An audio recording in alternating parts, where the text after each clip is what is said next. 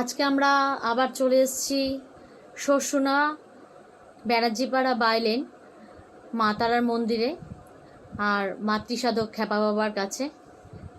খ্যাপা বাবা, এই যে খ্যাপা বাবা আমাদের। জয় মা, জয় বাম তারা মায়ের জয়, বিশ্ব জগতের মঙ্গল, শান্তি শান্তি শান্তি। জয় বর্মা মারি শান্তি। তো আজকের কিছু প্রশ্ন আছে বাবাকে, তো আমরা সেটা করছি, সেটা আমরা সবাই জানতে পারলে সবাই উপকৃত হব।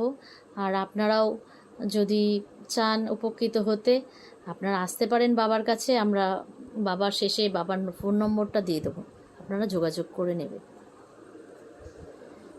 তো এখন আমি বাবাকে একটা কোশ্চেন করতে চলেছি, সেটা হচ্ছে, আচ্ছা বাবা, আজকালকার দিনে বেশিরভাগ মানুষেরই শুনি রাহু কেতু খারাপ।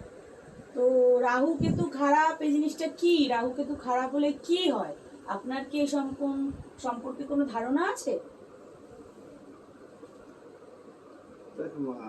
মাকে নিয়ে যখন আছি, আমাদের গ্রহ দিয়ে অনেক কিছু কাজকর্ম ক্রিয়া করে থাকতে হয়।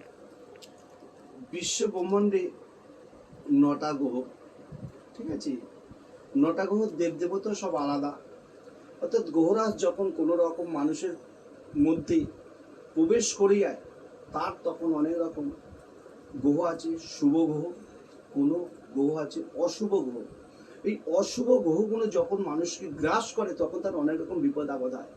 যেমন ধরো, অনেকের মাঙ্গলিক যদি থাকে, তার মৃত্যুযোগ্য হয়ে যায়। কালসর্প থাকলে তার মৃত্যুযোগ্য হয়ে যায়।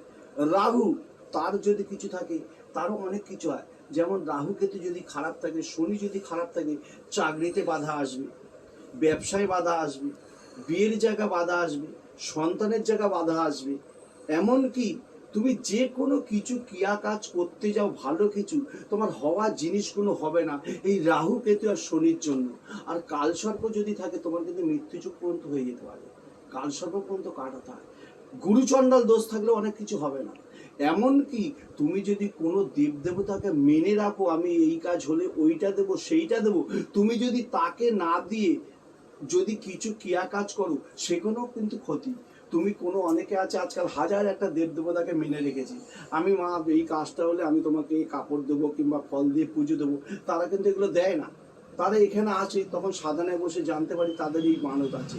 তখন মানত যখন থাকে, আমি কিন্তু তাদের কাজ করি না। আগে একটাই কথা বলি, তোমার যে একটা কাজ হয়েছিল, সেই কাজটার আগে তুমি মানত দিয়ে আসো, তারপর তোমার আমি কাজ ধরবো। তাহলে আমি কাজ ধরতে পারবো না। তার কারণ, ও এক জায়গা মানত করে তার সফল পেয়েছে, তার জন্য সে কিন্তু সফল পাওয়ার পরে ভগবানকে ভুলে যায়। এইটা হলো মানুষের চরিত্র, ঠিক আছে? কিন্তু আমি এখনো বলি, ওপর আলাকে মানতের কোনো দরকার নেই। তোমরা যেইটা দিতে পারবে, আজকে হলে কালকেই দিবে। তুমি বলে বাবা মাকে, তুমি বলবে তোমাকে নকুন দানা দিয়ে পুজো দেবো, উনি সেই মানতই গ্রহণ করবে, উনি সেইটাই উনি গ্রহণ করে নেবে আর সেই কাজ করে দেবে। উনি আমার মতন তোমার মতন লোভী না, তাই না? উনি যদি লোভী হতো, তাহলে অনেক কিছু করতে পারতেন। তোমরা যে মানতটা করো, সবার আগে বলছি, তোমরা মানতটা যেইটা করবে, সঙ্গে সঙ্গে সেই মানত দেওয়ার চেষ্টা করবে। আর যেই মানত করবে, সেই মানত তোমার সামর্থ্য অনুযায়ী করবে, যেটা তুমি যখন তখন দিতে পারো। এই মানতের জন্য মানুষের মৃত্যুযোগ হয়। এমন এখানে একটা ঘটনা ঘটেছে আমাদের এখানেই। একটা বাচ্চা ছেলে 4 বছর ধরে এখানে আসতো, এখান থেকে পড়তে যেতেন, ঠিক আছে? পড়তে যাচ্ছেন, তখন বাচ্চা ছেলেটার মা এখান থেকে যেতেন। তার বাবা যে আমার বন্ধু, আমি জানতাম না এই বাচ্চাটা তার বাচ্চা কিংবা তার বউ, আমি জানতাম না। কিন্তু বাচ্চাটার মাকে আমি বলেছিলাম, তোর বাচ্চার কিন্তু একটা বিরাট মানত আছে, এর কিন্তু বিরাট ফাড়া আছে, মৃত্যুযোগ হয়ে যেতে পারে। কিন্তু আমার কথাটা গুরুত্ব দেয়নি। তখন এরা বিহারি ছিলেন, তখন বললেন, আমাদের পুরোহিত আছে, আমরা পুরোহিত দিয়ে আমরা করে নিচ্ছি, আমাদের পণ্ডিতজি দিয়ে আমরা সব করে নিচ্ছি। না, পণ্ডিতজি যদি করিস, তাহলে তোর ছেলের একটা ফাড়া দেখাচ্ছে কেন, যাক ইমিডিয়েটলি এটা কাটিয়ে নিবি। কিন্তু আমার কথাটা শুনলেন না। তার 3 মাস বাদে কালী পুজো ছিল, এই কালী পুজোতে 4 বছর ছেলে জলে ডুবে মারা গেল। তখন যখন এখান থেকে তার মা এসে কাঁদছে, 15 দিন বাদে যখন যাচ্ছে তার বাবা তার মা, অর্থাৎ বাচ্চাটা তো মারা গেছে, তখন দেখছি ওই ছেলেটা আমারই বন্ধু। তখন বললে, তুমি যে এইসব কথা দাদা বলেছো, আমার বউ আমাকে কিছু জানায়নি। আমি জানাইনি তো সেটা তোর বউয়ের ফল, যদি আমাকে জানাতো আজকে তোর ছেলেটা চলে যেত না। কি মানত রেখেছিল? কালীঘাটে একটা পাঠা বলি আর কাশিতে গিয়ে উনি পুজো দেবে। এই মানবতার জন্য সেই সন্তানটা পর্যন্ত চলে গেল। তখন আমায় বললো হ্যাঁ আমার এই মানদ আছে, তাহলে তোদের বলেছিলাম মানদটা দিয়ে দে, তাহলে বাচ্চাটা দোষটা কেটে যাবে। এই মানদ যার জন্য বলছি কোনোদিন রাখবে না, আর যেইটা রাখবে সেইটা তোমাদের সামর্থ্য অনুযায়ী রাখবে, তাকে যাতে যখন তখন দিতে পারো।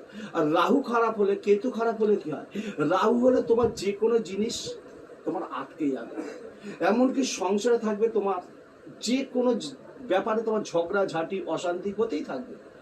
এমনকি কেতুরও ঠিক সেই রকম প্রভাব হবে। কেতু তোমাকে একদম কোটিপতি থেকে সে একদম স্বপতি করে দেবে, মানে একদম শেষ করে দেবে।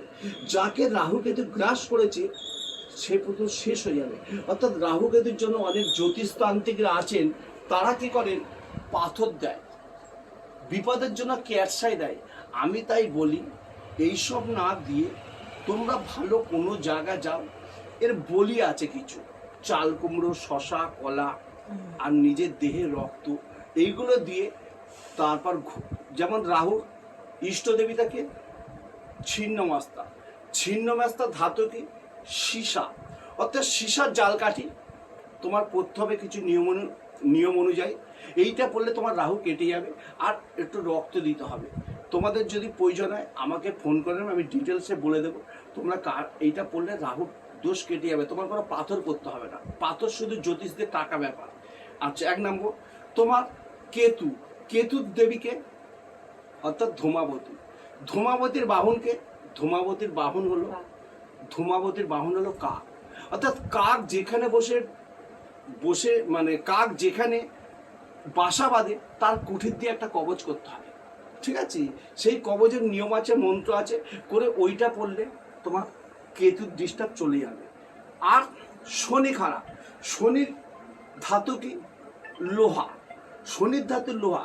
তুমি কালো ঘোড়ার নাল, অরিজিনাল নাল যদি তুমি শনিবার দিন পড়তে পারো, শোধন টোধন করে দক্ষিণাকালীন মন্ত্র দিয়ে, তোমার কিন্তু শনির দৃষ্টাও চলে যাবে। এইরকম জিনিস তোমরা আদি জিনিস করো, তোমার দেখবে তোমাদের রাহু কেতু কেটে যাবে। আর তার চেয়েও ভালো জিনিস, তুমি যদি এই দেবদেবতাগুলোর যদি তুমি বীজ মন্ত্র জানো, যদি বীজ করতে পারো, তাহলে কিন্তু তোমাদের এইসব রাহু কেতু শনি সব কেটে যাবে, ঠিক আছে? এই হলো ব্যাপার। কিন্তু আবার সব বীজ তো করে, এরকম ধূমাবতীর বীজ করতে পারবে না, রাহু মানে ছিন্নমাস্তার বীজ করা যাবে না। তার জন্য তোমাদের প্রতিকার নিতে হবে। ইভেন কিছু বলি আছে, এই বলি দিয়ে কাটালে তোমাদের রাহু কেতু ডিস্টার্ব কেটে গেলে দেখবে চাকরির দিক দিয়ে ঠিক হচ্ছে, ব্যবসার দিক দিয়ে ঠিক হচ্ছে, বাড়ির দিক দিয়ে ঠিক হচ্ছে, বিপদ কেটে যাচ্ছে, ঠিক আছে? অনেককে দেখবে হঠাৎ অ্যাক্সিডেন্ট হতে হতে বেঁচে গেল, তার মানে কি, তার রাহু কেতু খারাপ আছে, শনি খারাপ আছে। অর্থাৎ এইগুলো যদি তুমি করে দাও, তোমার কিন্তু যেটা কপালে লেখা আছে সেটা হবেই, কিন্তু যদি সেটা 100% হতো, সেটা হয়তো 5% হবে, তোমার সেটা বুঝতে পারবে না। যাই এইটাই হলো রাহু কেতুর প্রভাব। জয় মা তারা, জয় মা। আর কিছু না? জয় মা, জয় মা। হ্যাঁ, নাম্বার 9830972892, আর একটা নাম্বার হলো 8240058935। জয় মা তারা, জয় গুরু বাম।